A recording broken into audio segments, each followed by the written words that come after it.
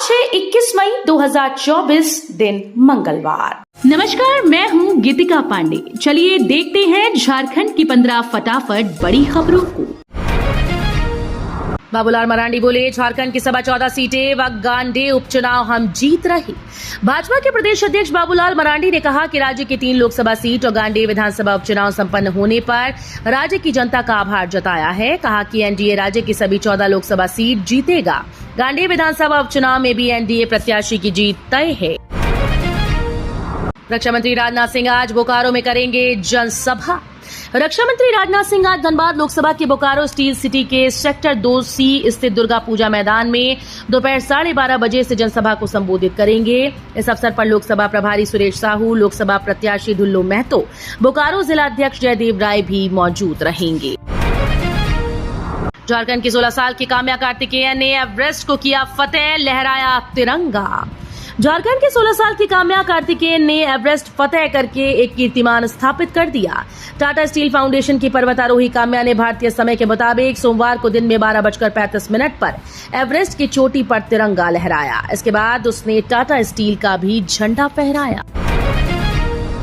लाल आतंक के गढ़ में हुई बम्पर वोटिंग, हर बूथ पर थे सुरक्षा के पुख्ता इंतजाम। झारखंड में जहां कभी नक्सलियों का लाल आतंक हुआ करता था, वहां सोमवार को बम्पर वोटिंग हुई।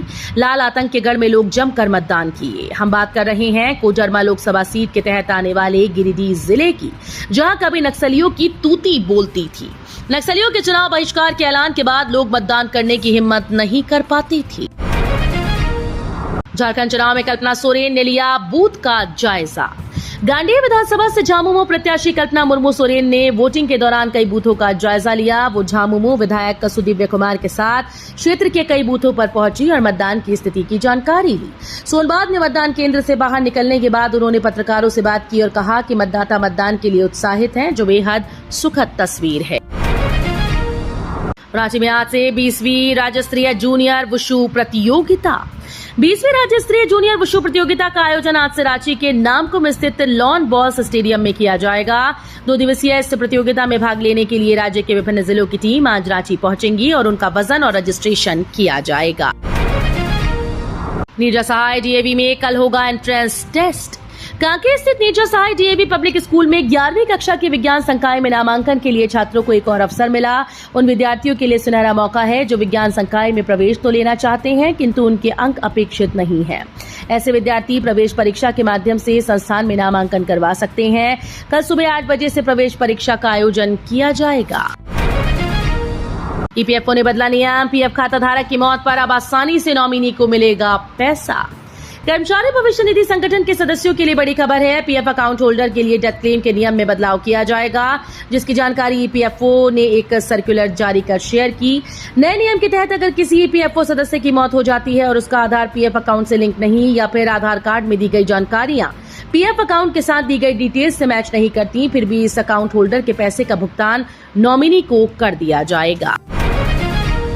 3 नए क्रिमिनल कानूनों पर सुप्रीम कोर्ट में सुनवाई आज। याचिका में बिना बहस के बिल पास कराने का आरोप। सुप्रीम कोर्ट में आज 3 नए आपराधिक कानूनों को लेकर सुनवाई हुई। सुप्रीम कोर्ट की वैकेशन बेंच में जस्टिस बेला एम त्रिवेदी और जस्टिस पंकज मित्तल मामले की सुनवाई कर सकते हैं। सरकार बता चुकी है कि इन भारतीय दंड संहिता में सुधारों के बाद ये तीनों कानून बने। सीआईएसएफ के 3300 जवानों को मिली संसद की सुरक्षा का जिम्मा। संसद की नई और पुरानी बिल्डिंग की सुरक्षा की जिम्मेदारी पूरी तरह से सेंट्रल इंडस्ट्रियल सिक्योरिटी फोर्स को सौंप दी गई। 20 मई से सीआईएसएफ के 3317 जवान संसद की सुरक्षा में तैनात रहेंगे।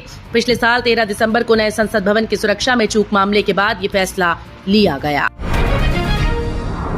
हेलीकॉप्टर क्रैश में राष्ट्रपति इब्राहिम रईसी के निधन पर पीएम मोदी ने जताया शोक। पूर्वी अजरबैजान में हुए हेलीकॉप्टर हादसे में ईरान के राष्ट्रपति इब्राहिम रईसी और विदेशी मंत्री हुसैन अमीर अब्दुल्लाहिन की मौत हो गई है। हेलीकॉप्टर में कुछ अधिकारी भी सवार थे, उनकी भी मौत हुई। हादसे के शिकार हुए हेलीकॉप्टर का मलबा मिल गया है। ईरान के राष्ट्रपति के निधन पर पीएम मोदी ने भी शोक व्यक्त करते हुए उनके परिजनों के प्रति संवेदना जताई। झारखंड में आंधी बारिश से तबाही, 2 बच्चों की मौत, अगले 4 दिन मौसम रहेगा खराब। रांची समेत राज्य के विभिन्न इलाकों में मौसम ने अचानक से करवट बदली, जिसके साथ आंधी के साथ तेज बारिश हुई। राज्य के अलग अलग क्षेत्र में ठनके की चपेट में आने से 2 बच्चों की मौत हुई। वहीं 5 लोग झुलस गए। मृतकों में चानो निवासी छात्र 15 वर्षीय राज उरांव और रामगढ़ का गिद्दी निवासी 10 वर्षीय नीरज शामिल हैं। कोडरमा में फर्स्ट टाइम वोटर से लेकर 90 साल के बुजुर्ग व गोद में बच्चे लेकर महिलाओं ने की वोटिंग। कोडरमा झारखंड में लोकसभा चुनाव 2024 के दूसरे चरण में सोमवार को चतरा, कोडरमा व हजारीबाग लोकसभा सीटों पर वोटिंग हो गई। मतदाता शाम 5 बजे तक हुई। कोडरमा लोकसभा क्षेत्र में सुबह से ही मतदाताओं में उत्साह था।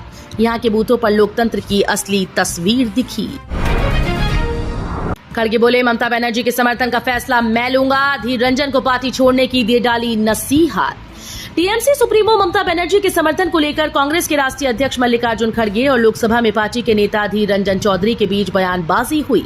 चौधरी जहां ममता का विरोध कर रहे हैं, वहीं खड़गे उनके समर्थन में खड़े हो गए। उन्होंने अधीर को पार्टी छोड़कर जाने की नसीहत तक दे डाली।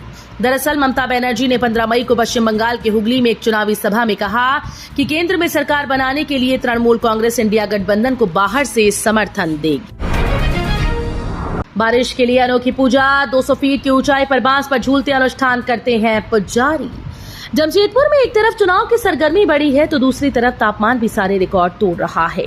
ऐसे में बारिश के लिए लोग भोक्ता पूजा का आयोजन कर रहे हैं। बारिश के लिए भगवान शिव की पूजा अर्चना के रूप में भोक्ता पूजा की परंपरा झारखंड में काफी पुरानी है।